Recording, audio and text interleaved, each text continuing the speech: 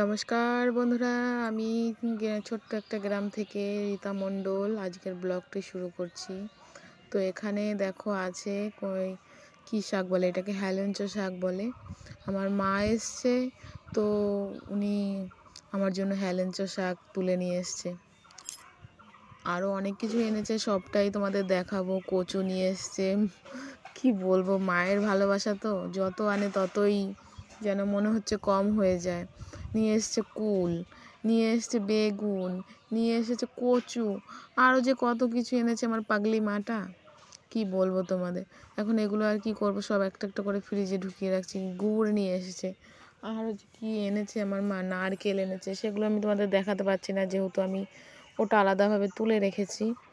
তো গুড় নিয়ে এসেছে, দেখো গুড়গুলো দেখো পুরো প্যাকিং করে নিয়ে এসছে। আমাদের বাপের বাড়িটা অনেকটাই দূরে, তারপরেও মা এত কিছু এনেছে। কি করে আনে কষ্ট করে, ট্রেনের মধ্যে কষ্ট হয় না বলো। তবু মায়ের ওই যে বলে ভালোবাসা, যতই সন্তানের জন্য করুক না কেন, তবু মনে হয় কি যেন কম হয়ে গেছে।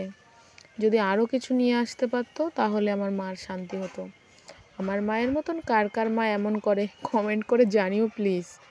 তারপরে কি আর বলবো মায়ের কথা। যাই হোক, এনেছে যখন কষ্ট করে, আমিও যত্ন করে রেখে দিই ফ্রিজে।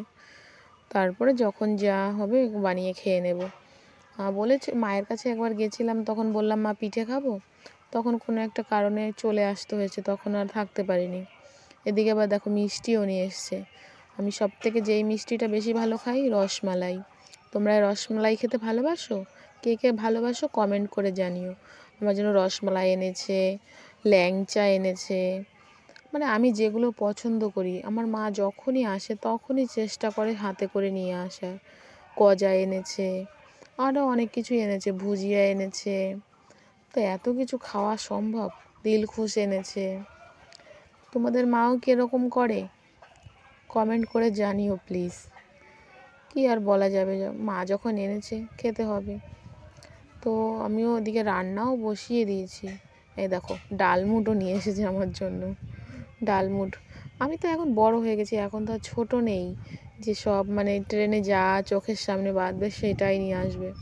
দেখো আমার মায়ের কাণ্ড, দেখেছো কি কি এনেছে আমার জন্য। তো মায়ের ভালোবাসা তো, মা তো সবসময় মা। আসল কথা কি বলো তো বন্ধুরা, যতদিন মা বাবা থাকে সন্তানের ভালোবাসা ঠিক তত অনেকটাই থাকে, কিন্তু মা বাবা যখন থাকে না তখন এই ভালোবাসার মানুষগুলো আর থাকেও না। তো আমি এদিকে রান্নাও বসিয়ে দিয়েছি। মা এসছে, মা একটু বাইরে গেছে। ওদিকে মা এক পাশে ভাত হচ্ছে আর এক পাশে তরকারি হচ্ছে। এগুলো করে নিয়ে আমি স্নান করে নেব, মাকে খেতে দিতে হবে। তো মার জন্য আমি রান্নাবান্না অলরেডি করে রেখেছি, তাও কিছুটা আছে, সেগুলো এখন কমপ্লিট করে নেব।